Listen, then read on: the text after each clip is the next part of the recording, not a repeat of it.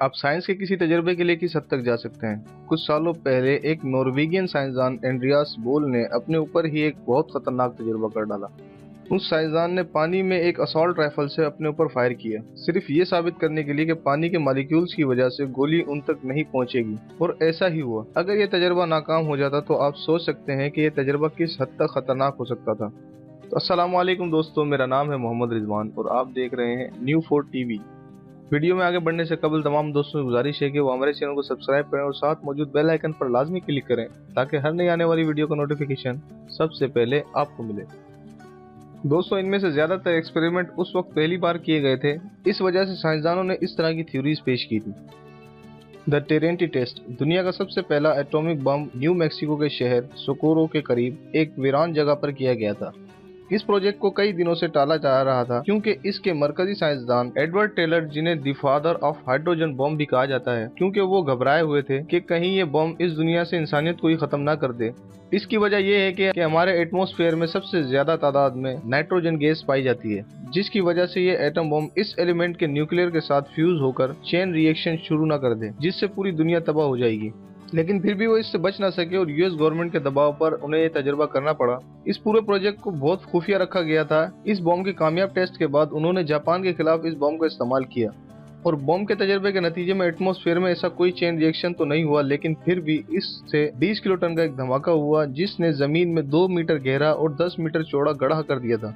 ये तजर्बा 16 जुलाई 1945 को किया गया था। इस धमाके की वजह से आसपास के इलाकों में गर्मी की शिद्दत में इजाफा हो गया था और इसके शॉक वेव्स 150 किलोमीटर दूर तक महसूस किए गए और मशरूम क्लाउड आसमान में 12 किलोमीटर तक बुलंद हो गया था। Number 2, the Kola super borehole. 1970 में सोवियत यूनियन, जो आज का रशिया है, ने दुनिया में सबसे गहरा गड्ढा करने की सोची। ये जानना चाहते थे कि क्या दुनिया में इस पार से उस पार गड्ढा किया जा सकता है। ये गड्ढा 12,226 मीटर यानी तकरीबन 40,000 फीट की गहराई तक ही खोद पाए थे। जमीन की इस गहराई में टेम्परेचर 180 डिग्री तक जा पहुंचा था। जमीन की यह गहराई इतनी ज्यादा है कि इसका अंदाजा आप इस बात से लगा लें कि दुनिया के सबसे ऊंचे पहाड़ माउंट एवरेस्ट की कुल ऊंचाई से 3,378 मीटर ज्यादा है। और ड्रिल करने की मशीनों ने भी काम करना छोड़ दिया था। इस बढ़ते टेम्परेचर और गहराई की वजह से साइंसदानों ने खुदाई को फौरन रुकवा दिया।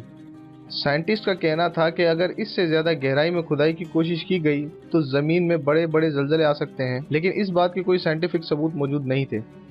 Number 3, the starfish prime experiment. 9 जुलाई 1962 को अमेरिका ने एक हाई एल्टीट्यूड एक्सपेरिमेंट किया जो कि आउटर स्पेस में किया गया। एक बहुत बड़ा धमाका था। इस धमाके से तकरीबन 1.5 मेगाटन टीएनटी जितनी तवानाई खारिज हुई, जिसके आउटर स्पेस में बहुत बुरे असरात पड़े। स्टारफिश प्राइम ने नकली रेडिएशन पैदा किए जिसने उसी वक्त 3 बहुत ही अहम सैटेलाइट्स को तबाह कर दिया और 2 सैटेलाइट्स खराब होने की हद तक पहुंच गए।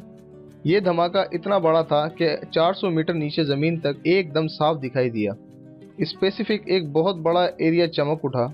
इस धमाके के बाद 7 और सैटेलाइट खराब हुए। कई साइंसदान इस बात से डरे हुए थे कि अगर गलती से भी ये बम हमारी ऊपरी एटमॉस्फेयर में फट जाता तो इसके बहुत बुरे असरात होते।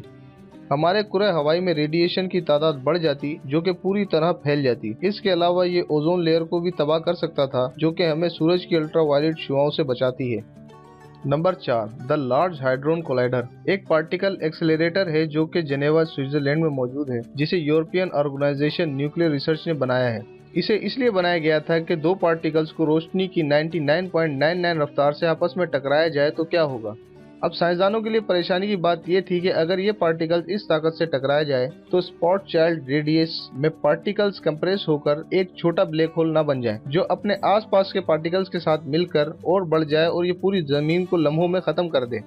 ये खौफनाक ख्याल था, लेकिन ऐसा हुआ नहीं क्योंकि हॉकिंग रेडिएशन के मुताबिक जितना छोटा ब्लैक होल होगा वो उतनी ही जल्दी अपनी ताकत को खत्म कर देगा। नंबर 5 पर है search for extra terrestrial intelligence. SETI बुनियादी तौर पर एक टर्मिनोलॉजी है उन सारे मिशन को डिस्क्राइब करने की जिन्हें साइंटिस्ट एलियन लाइफ ढूंढने के लिए इस्तेमाल करते हैं। 1896 में मशहूर साइंसदान निकोला टेस्ला ने बताया कि एलियन लाइफ को ढूंढने के लिए रेडियो वेव्स का इस्तेमाल किया जा सकता है। इस बात के कुछ सालों बाद उसने एक रिसर्च के दौरान कुछ सिग्नल्स पकड़े जो प्लेनेट मार्स से आ रहे थे। इस वजह से यूएस ने 21 अगस्त से 23 अगस्त तक नेशनल रेडियो डे का ऐलान कर दिया और सारे साइंसदान उन दिनों मार्स से आने वाले सारे रेडियो सिग्नल सुनने में लग गए।